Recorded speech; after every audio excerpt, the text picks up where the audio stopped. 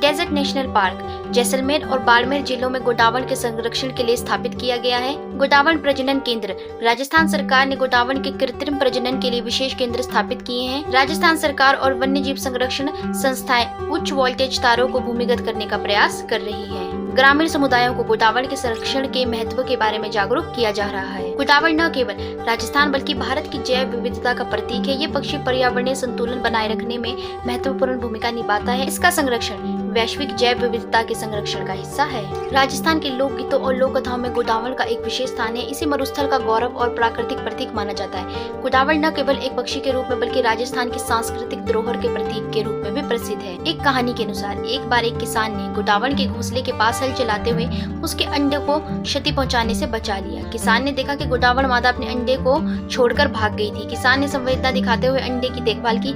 कुछ समय बाद मादा गोडावण वापस लौटी और किसान की निष्ठा देखकर उसके खेतों के लिए आशीर्वाद दिया। कहा जाता है कि उस किसान का खेत हमेशा उपजाऊ बना रहा। एक अन्य लोक कथा के अनुसार मरुस्थल के एक राजकुमार ने गोडावण को मरते हुए देखा और उसका शिकार करने वाले शिकारी को सजा दी। राजकुमार ने गोडावण को राजस्थान का रक्षक माना और उसकी स्मृति में एक अभयारण्य स्थापित किया। राजस्थान के कई लोकगीतों में गोडावण को बरसात के आगमन का संकेत माना गया है। जब गोडावण अपने विशेष नृत्य के साथ दिखता है तो ग्रामीण इसे शुभ संकेत मानते हैं। कई गीतों में गोडावण को मरुस्थल की आत्मा के रूप में प्रस्तुत किया गया है।